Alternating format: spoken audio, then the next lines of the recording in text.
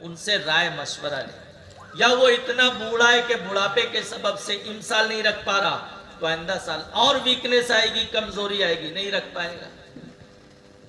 تو ڈاکٹر سے رائے مشورہ لے لے کہ کیا سال 2 سال بعد 5-6 سال بعد طاقت کی امید ہے, روزہ رکھنے کے قابل ہو جائے گا. وہ کہتے ہیں نہیں ہوگا, اب اس کے کوئی چانسز نہیں ہے تو فدیہ دے گا. 1 روزے کا فدیہ شیخ فانی کا یا بیمار کا جو کنڈیشن میں نے بیان کی, 1 روزے کا فدیہ صدقہ فطر کے برابر ہوگا. یعنی گیہوں سے آپ دے رہے ہیں, اکثر لوگ گیہوں سے ہی دیتے ہیں, اس پہ کلام کریں گے, ابھی ٹائم رہا تو 2 کلو 47 گرام 2 kg 47 گرام گیہوں. بامبے میں ہمارے علماء اہل سنت کی جانب سے لاسٹ ایئر 70 روپیز اعلان کیا گیا تھا, 70 روپیہ. اب کچھ زیادہ ہو سکتا ہے, 5-10 روپیہ بڑھ سکتا ہے. یہ 1 روزے کا فدیہ ہوگا. اس طرح 29 کا رمضان ہوا تو 29 روزہ 29 جگہ فدیہ دینا ہوگا, 30 کا ہوا تو 30 جگہ فدیہ دینا ہوگا. لیکن اس میں یہ یاد رکھیں, سال بھر بعد, 2 سال بعد, 4 سال بعد, 4 سال ایک بوڑھا ایک بیمار روزے کا فدیہ دیا. ایسی بیماری تھی, لا علاج تھی, لیکن اللہ کا فضل ہوا, اچھا ہو گیا, اللہ کے فضل سے دور ہو گئی بیماری. شیخ فانی تھا, روزہ رکھنے کے قابل ہو گیا, تو جتنا 4 سال کا فدیہ دیا ہے وہ سب صدقہ نفل سے بدل جائے گا, وہ مانا نہیں جائے گا روزے کے مقابلے میں, صدقہ نفل ہو جائے گا وہ. اور 4 سال کے روزے دھیرے دھیرے رکھنا اس پہ اب فرض ہوگا. اس لیے فدیہ دینے سے پہلے بہت غور و خوض کر لیں. کوئی لا علاج بیماری میں مبتلا ہے یا شیخ فانی میں بوڑھا پہنچ چکا ہے تو فدیہ دے, ورنہ اگر روزہ رکھنے کی طاقت آ گئی, چاہے 10 سال بعد کیوں نہ ہے, وہ سارا فدیہ, ایسا ہونا ممکن نہیں ہے لیکن میں نے سمجھا دیا, وہ سارا فدیہ صدقہ نفل سے بدل جائے گا, پھر روزہ رکھنے کا حکم ہوگا.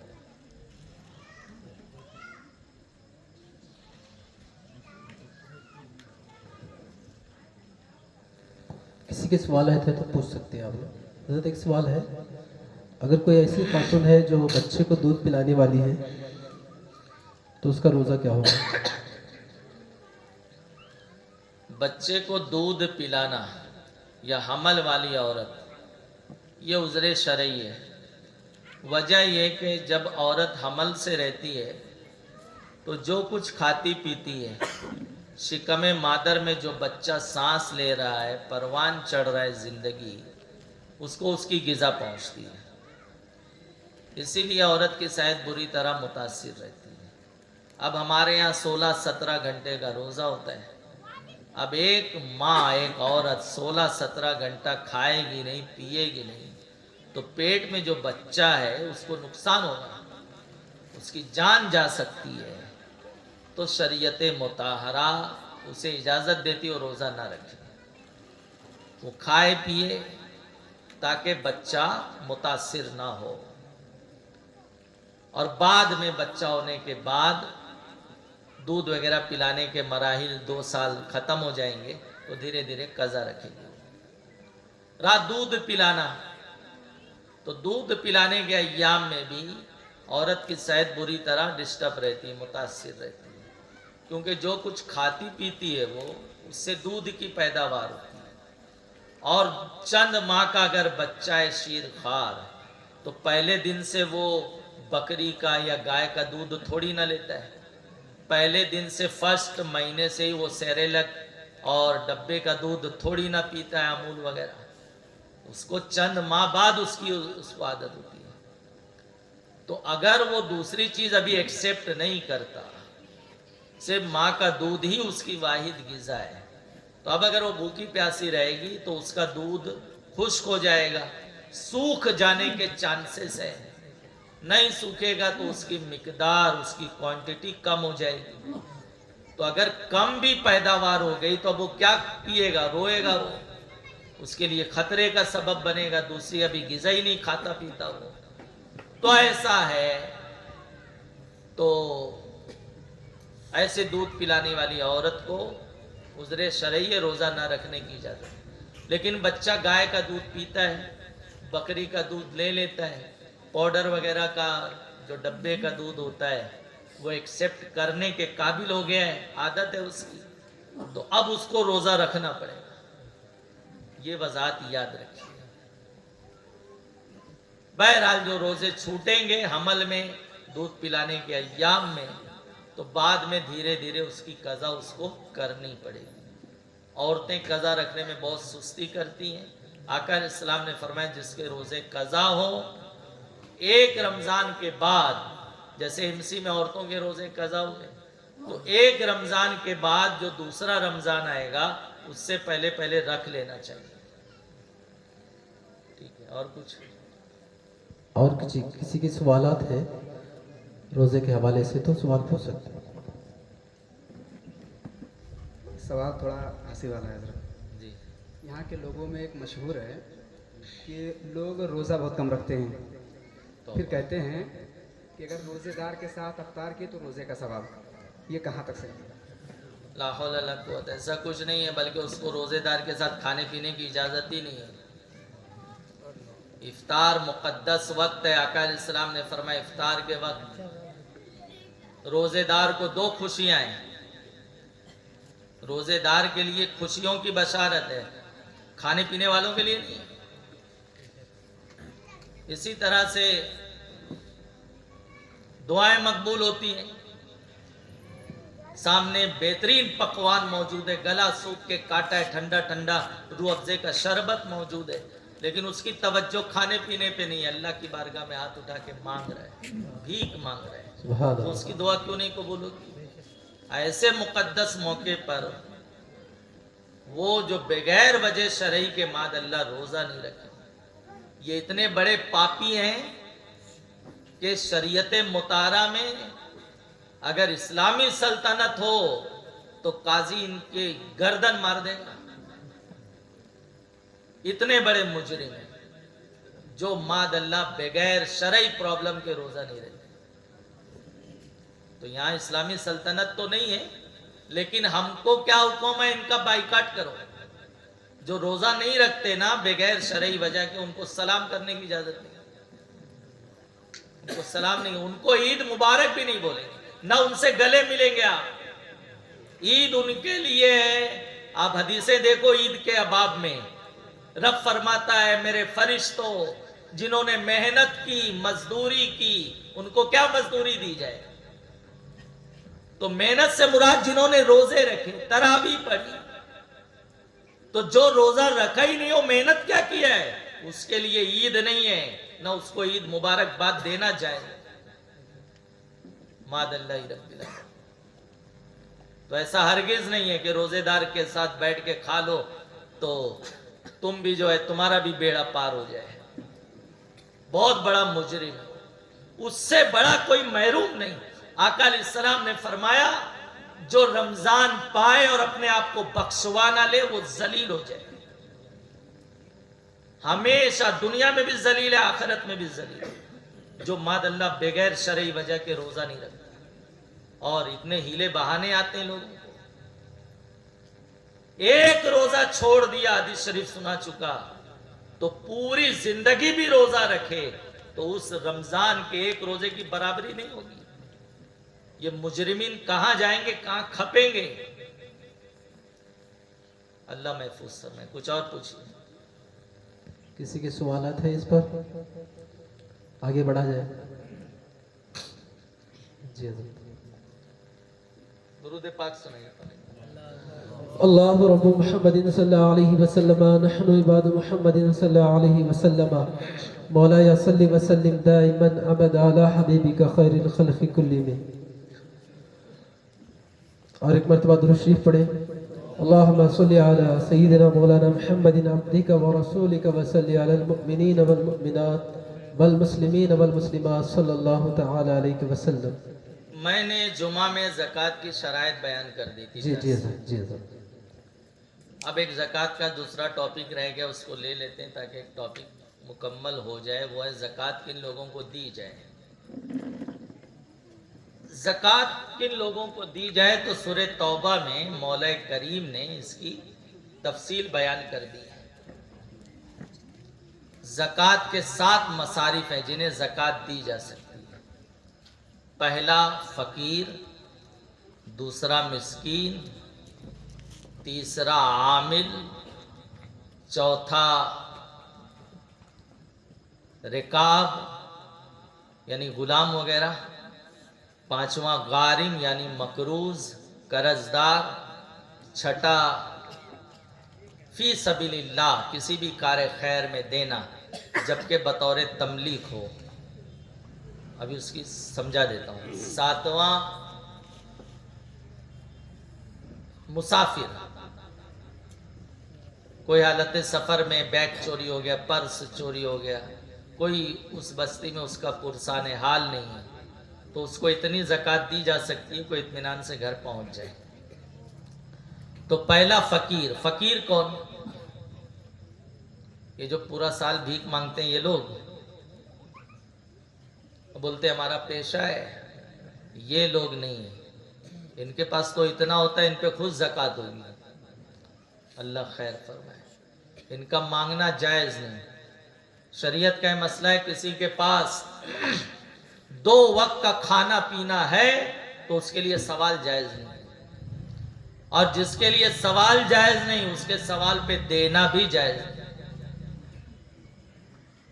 آقا علیہ السلام نے فرمایا جو بغیر ضرورت کے سوال کرے وہ آگ مانگتا ہے، اب تھوڑا مانگے یا زیادہ مانگے۔ ہاں اگر کوئی واقعی جینین ریزن ہے، ایسے گھر وغیرہ گر گیا ہے یا کوئی کھانے پینے کا تو ہے لیکن کوئی مہلک مرض میں مبتلا ہے تو وہ علاج کے لیے جو ہے سوال کر سکتا ہے اشارے کے نائے میں۔ لیکن ایسا کچھ نہیں ہے جیسے آپ بستی میں ایسے چہروں کو پہچانتے جو ہمیشہ مانگتے ہی رہتے ہیں تو ان کو زکوٰۃ نہیں دی جائے گی۔ فقیر میں وہ نہیں آتے ہیں۔ کون آتا ہے؟ تو فقیر وہ جس کے پاس 52.5 تولہ چاندی یا اتنے کا مال تجارت یا اتنی مقدار میں سونا، اگرچہ سونے کا نصاب 7.5 تولہ ہے لیکن اب اتنا نہیں ہے، تھوڑا سونا ہے تھوڑا چاندی ہے تو دونوں ملا کر 52.5 تولہ چاندی کا ریٹ کی مقدار کو پہنچتا ہے تو وہ مالدار ہے، اور نہیں ہے تو وہ فقیر ہے۔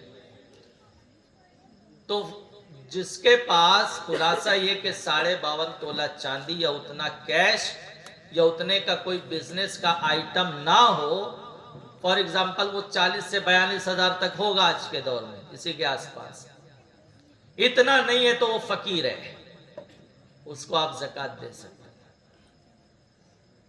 اور جو فقیر نہیں ہے اس کو زکوٰۃ نہیں دے سکتے۔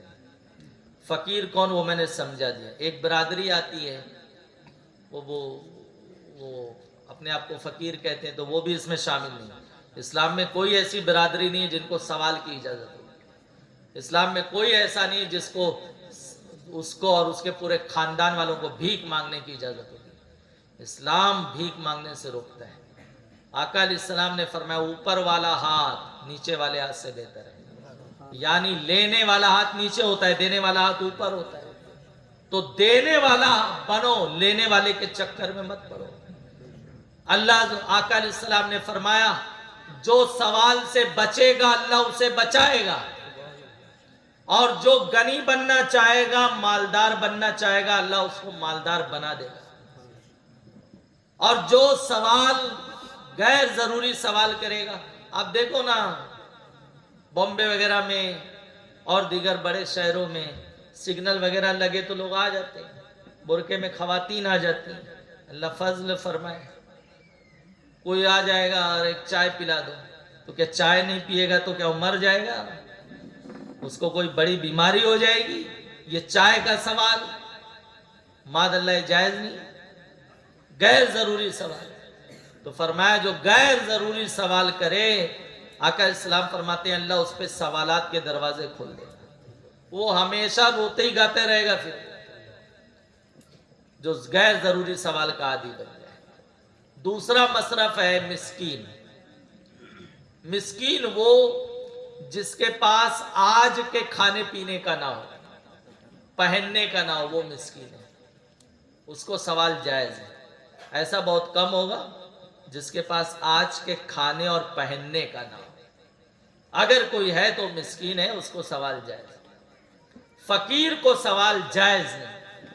فقیر یہ بول نہیں سکتا زکوٰۃ عطیات فطرے سے میری مدد کرو، اور بولے گا تو اس کو دینا بھی آپ کو جائز نہیں ہوگا، گنہگار ہوں گے آپ۔ اسی لیے فرمایا گیا زکوٰۃ اپنے قریبی رشتہ دار میں پہلے دو۔ اب آپ کا چھوٹا بھائی ہے، اب بھائی اس کا کاروبار اچھا چلتا تھا، خسارہ ہو گیا، تو کیا وہ اپنا کپڑا وغیرہ پھاڑ لے گا، گاڑی وغیرہ بیچ دے گا؟ جو ہے اس کا گھر شاندار پہلے تھا، اب فقیر ہو گئے تو کیا اس کا کلر وغیرہ کھرچ کے ایک دم بھنگار جیسا بنا دے گا وہ؟ تو آپ سمجھیں گے فقیر۔ اب اس کی کنڈیشن بڑے بھائی کو معلوم ہے، محلے والے کو نہیں معلوم، تو بڑے بھائی کی ذمہ داری ہے چھوٹے بھائی کو زکوٰۃ دے، للہ بھی دے، زکوٰۃ بھی دے، فطرہ بھی دے۔ اب کبھی ایسا ہے کہ چھوٹے بھائی کو زکوٰۃ دیں گے، یا بڑے بھائی کی حالت کنڈیشن خراب ہو گئی، چھوٹا بھائی زکوٰۃ بول کے دے گا تو اس کو برا لگے گا اور آپ کو بھی اچھا نہیں لگے گا، تو آپ تحفہ بول کے دے سکتے۔ دل میں زکوٰۃ کی نیت رکھو، تحفہ بول کے دے دو، زکوٰۃ ادا ہو جائے۔ عید کے لیے بھائی دیتا ہوں، رکھ لو، بچوں کی افطاری کے لیے دیتا ہوں، رکھو، زکوٰۃ ادا ہو جائے گی۔ دل میں زکوٰۃ کی نیت ہونی چاہیے۔ تیسرا مصرف ہے عامل۔ عامل وہ جسے بادشاہ اسلام نے کھیتی کی زکوٰۃ اور مال کی زکوٰۃ جمع کرنے کے لیے مقرر کیا، تو اس کو دیا جائے، لیکن اتنا نہ دیا جائے کہ جتنا وصول کر کے لایا اس کے آدھے سے زیادہ ہو جائے۔ یعنی جب وہ وصول کر کے لے جائے گا تو بادشاہ اسلام اگر مثال کے طور پہ 10,000 روپیہ لایا ہے تو 5,000 کے اندر اندر اس کو دے سکتا ہے۔ لیکن آج اسلامی سلطنت ہے نہیں، تو عامل کون؟ آج جو سفیر حضرات آتے ہیں کیا وہ عامل ہوں گے؟ تو اس پر فتح فیض الرسول میں اس کی وضاحت ہے، مفتی جلال الدین امجدی علیہ رحمہ نے فرمائی، دیگر کتابوں میں بھی ملے گا کہ وہ سفیر حضرات جو ماہ رمضان میں یو پی سے، بہار سے یا آپ کے اپنے علاقے سے آتے ہیں، اگر وہ ان کا ادارہ کسی اہل سنت کے ذمہ دار عالم دین کی سرپرستی میں چلتا ہے اور وہ اس کی اجازت سے زکوٰۃ جمع کرنے آتے ہیں تو وہ عامل ہیں۔ وہ جو وصول کر کے لے جائیں گے، ان کا سرپرست وہ ذمہ دار عالم دین ان میں سے ان کو حصہ دے سکتا ہے۔ یہ آقا علیہ السلام نے دیا ہے، خلفائے راشدین نے دیا ہے، صحابہ نے دیا ہے، تابعین نے دیا ہے۔ آج ہماری عوام کہتی ہے یہ تو کمیشن لیتے ہیں، اس کو ایک معیوب ورڈ ہم اور آپ نے دیا ہے، قرآن نے ان کو عامل کہا ہے۔ حدیث شریف آقا اسلام نے فرمایا عامل کے ساتھ حسن سلوک کرنا، ان کو گھورنا نہیں، ان کو ایسے تلک نظر سے نہیں دیکھنا، یہ سب اس میں آتا ہے۔ بیچارے ہمارے سفیر حضرات آتے ہیں، لوگ کمنٹ کرتے ہیں ارے یہ تو کمیشن خور ہے۔ قرآن نے ان کو عامل کہا ہے، تم کہہ رہے ہو کمیشن خور ہے۔ ان کا حصہ قرآن نے دیا ہے، صاحب قرآن نے مقرر کیا ہے۔ ہاں کہیں ایسے حادثات بھی ہو جاتے ہیں تو وہ مجرم ہے، ایسے لوگوں کو نہ دیں، تحقیق کر لیں آپ، لیکن سب کو ایک جیسی نظر سے نہ دیکھیں۔ جو لوگ فطرہ اور زکوٰۃ کے پیسے کو کھاتے ہیں انہیں نہیں جاتا۔ اب یہ ٹاپک ہو جانے دیجیے، نہیں تو پھر رہ جائے گا۔ یہ تیسرا مصرف ہوا۔ چوتھا یہ کہ غلام ہے، تو بہرحال اب کوئی کسی کا غلام نہیں۔ پانچواں مقروض ہے، کوئی قرض میں ڈوبا ہوا ہے، کاروبار اچھا چلتا تھا لیکن جو ہے حادثات ہو گئے، لون وغیرہ میں ڈوب گیا، حالانکہ لون ہر ایک کے لیے جائز نہیں ہوتا، روڈ پر آ گیا، کنگال ہو گیا، محتاج ہو گیا، تو اب ایسی صورت میں وہ مقروض ہے تو اس کو آپ زکوٰۃ دے سکتے ہیں تاکہ وہ قرض سے نجات پائے. آپ کا پڑوسی ہو، آپ کا رشتہ دار ہو، کوئی بھی مسلمان ہو، اگر وہ مقروض ہے تو وہ فقیر کے حکم میں ہے، اس کو آپ زکوٰۃ دے سکتے ہیں تاکہ وہ قرض سے نجات پا جائے. کیونکہ مقروض رہنا یہ بہت پریشانی کا سبب ہے، تو بیچارے کو پریشانی سے نکالو. اب جو اس کے عادی ہیں وہ ڈیٹ پہ ڈیٹ دیتے رہتے، ان کو دوسروں کی نیند اڑاتے ہیں، ان کو مست نیند آتی. لیکن جو بیچارے حساس ہیں، عزت دار ہیں، ان کا قرض میں ڈوب جانا ان کے لیے بہت بڑی پریشانی کا سبب ہے. تو ایک مسلمان کی آپ مدد کرو زکوٰۃ میں. ایک اچھا سا مسئلہ سمجھ لو، جیسے زید آپ کا مقروض ہے 2.5 لاکھ روپے کا، آپ 1 کروڑ کے مالک ہیں، آپ کی زکوٰۃ نکلتی ہے 2.5 لاکھ. 1 لاکھ کا زید آپ کا قرض دار ہے، بہت دن ہو گیا دیتے ہی. تو آپ یہ کرو کہ 1 لاکھ روپیہ زکوٰۃ اس کو دے دو، کیونکہ وہ زکوٰۃ کا مستحق ہے نا، وہ فقیر ہے، مقروض ہے. 1 لاکھ روپیہ اس کو آپ دے دیے، آپ کی زکوٰۃ ادا ہوگی. ہوگی کہ نہیں ہوگی؟ بولو، ہو گئی. اب وہ مال آپ کا نہیں ہے، اس کے قبضے میں چلا گیا، وہ زید کا ہو گیا. وہ مال کس کا ہو گیا؟ اس بندے خدا کا ہو گیا جو آپ کا مقروض ہے.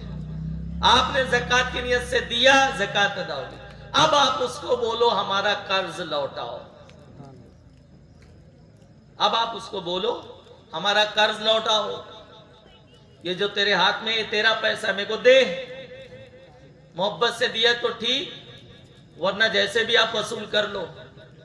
آپ کا قرض ادا ہو جائے گا، آپ کی زکوٰۃ ادا ہو جائے گی، اس کا قرض ادا ہو جائے گا. اگر کچھ آپ کو پریشر بھی لانا پڑا وصولنے کے لیے، کچھ جلی کٹی سنانی پڑی، بولتے نا گھی جو ہے وہ سیدھی انگلی سے نہیں نکلتا، تو تھوڑا ٹیڑھے ہو سکتے ہیں. کیونکہ اگر وہ ابھی کھسکے گا تو مال کہیں بھی اڑا دے گا. وہ آپ نے اس کو زکوٰۃ کے نیت سے دیا، آپ کی زکوٰۃ ادا ہوگی. آپ اس سے قرض کا مطالبہ کرو، کسی طرح سے بھی اس سے وصول لو، آپ کی زکوٰۃ ادا ہو جائے گی، اس کا قرض ادا ہو جائے گا. اور اگر اس کی دینے کی نیت ہے تو وہ لوٹا دے. کائے کو نہیں دیتا؟ وہ اب مال آ گیا نا، دے دے، ٹھیک ہے، سہولت دے دے. 50,000 بولے ابھی دے دیتا ہوں، 50,000 میں رکھ لیتا ہوں، رمضان ہے، عید ہے، آئندہ سال آپ کو لوٹا دوں گا، ٹھیک ہے. لیکن اس طرح سے اگر کیا جائے، صدر الشریعہ علیہ الرحمہ نے بارِ شریعت میں اس کو بیان کیا، تو آپ کا قرض ادا ہو جائے گا، اس کا قرض ادا ہو جائے گا، آپ کی زکوٰۃ ادا ہو جائے گی. مقروض. اسی طرح سے کسی بھی کار خیر میں زکوٰۃ دینا ہے. جو بھی بھلائی کا کام ہے اس میں زکوٰۃ دیں گے، جبکہ بطور تملیک ہو تو زکوٰۃ ادا ہو جائے گی. بطور تملیک یعنی کسی فقیر کو مالک بنانا پایا جائے تو زکوٰۃ ادا ہوگی. اگر فقیر کو مالک بنانا پایا نہیں جاتا تو زکوٰۃ ادا نہیں ہوگی. کچھ لوگ جیسے مریض ہاسپٹل میں ایڈمٹ ہے تو مریض کے اکاؤنٹ میں نہیں دیتے، ڈائریکٹ ہاسپٹل کے اکاؤنٹ میں بل پیڈ کر دیتے ہیں سرمایہ دار لوگ، تو وہ زکوٰۃ ادا نہیں ہوگی. کیونکہ مال فقیر کے ہاتھ میں گیا ہی نہیں، فقیر کا قبضہ ہوا ہی نہیں. ڈائریکٹ ڈاکٹر کے اکاؤنٹ میں دے دیا. اسکول میں بچوں کی فیس وغیرہ یتیم بچوں کی دیتے ہیں، ڈائریکٹ اسکول کے اکاؤنٹ میں دے دیتے ہیں. تو اسکول والے فقیر تھوڑی نہ ہیں، ان کی زکوٰۃ آپ کی ادا نہیں ہوگی. فقیر کو مالک بنانا پایا جائے گا. ڈائریکٹ مدرسے میں بھی زکوٰۃ نہیں لگتی، کیونکہ مدرسے کے ٹرسٹ کو آپ دیتے ہیں، ان کو وکیل بناتے ہیں، وہ فقیر تھوڑی نہ ہے. تو وہ کیا کرتے ہیں؟ ہیلے شرعی کرتے ہیں. جو کمیٹی میں ان کے تعلقات میں فقیر کے درجے میں رہتا ہے، وہ زکوٰۃ کی رقم، صدقہ فطر کی رقم اس کو دے دیتے ہیں. پہلے سے مسئلہ سمجھا دیتے ہیں، وہ ثواب کی نیت سے دوبارہ لوٹا دیتا ہے قبضہ کر کے. تو فقیر کے ہاتھ میں چلا گیا، سب کی زکوٰۃ صدقہ فطر ادا ہو گیا.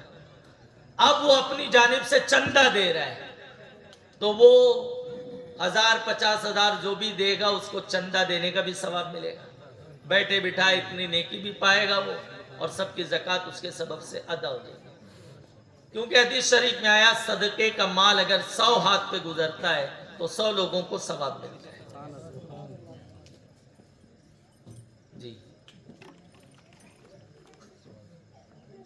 रहा, बोलो क्या बोल रहे थे?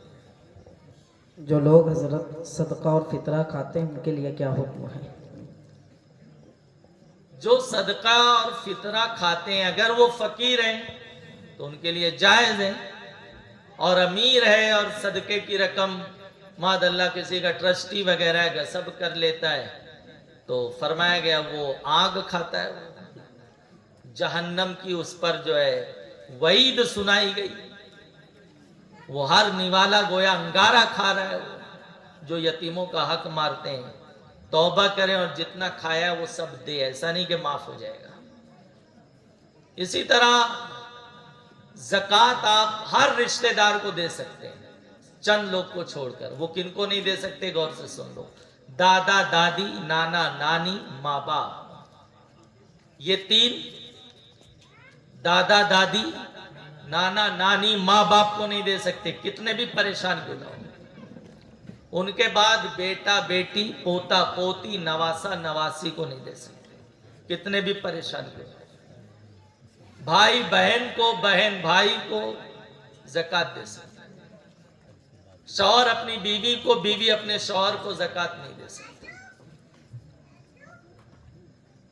आप बोलेंगे माँ बाप को नहीं दे सकते, दादा दादी को नहीं दे सकते, बेटा बेटी को नहीं दे सकते।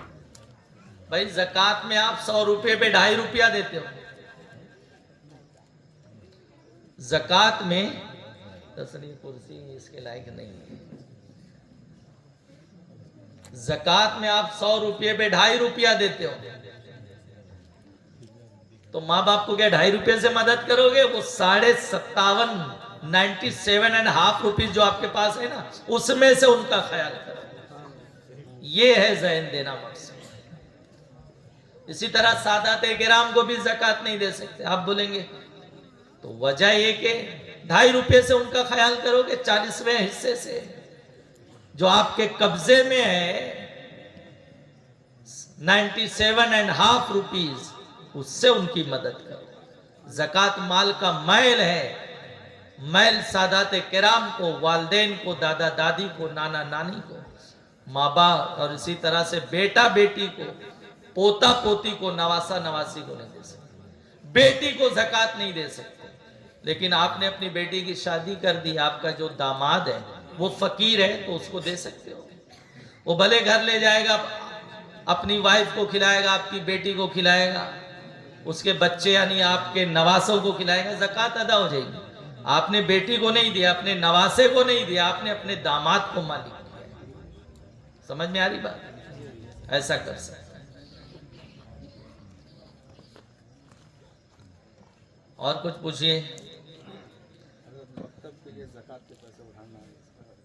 तो अभी बता दिया ना हिले शरई।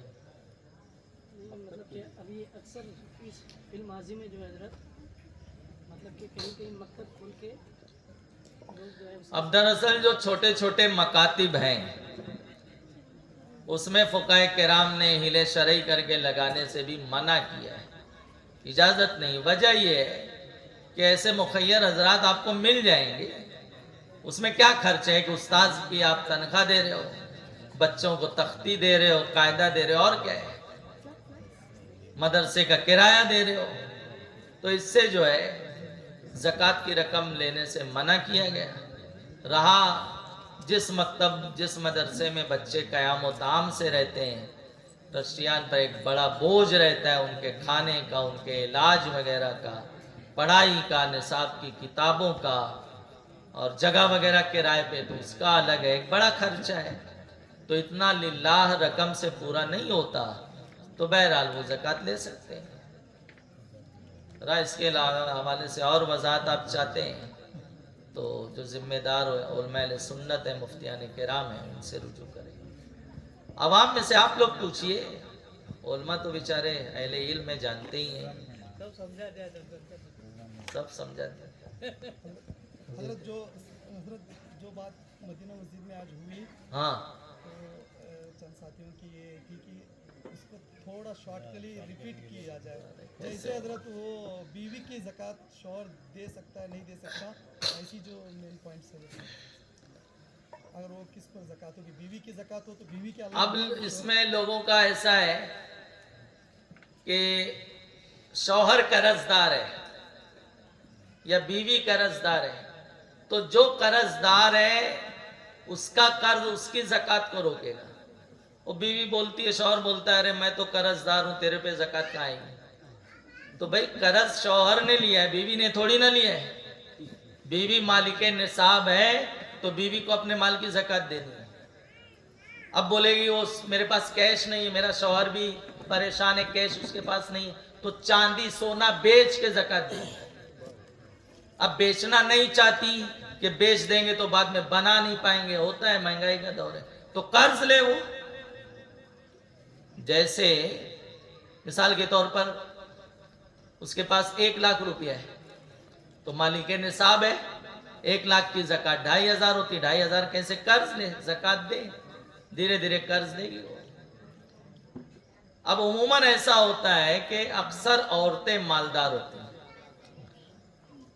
सोने चांदी की बुनियाद पर, कैश उनके पास नहीं रहता, या हस्बैंड शौहर उनको कैश देते भी हैं तो उनको खर्च करने की नियत से देते, उसका मालिक नहीं बनाते, उसका मालिक नहीं करते उसको।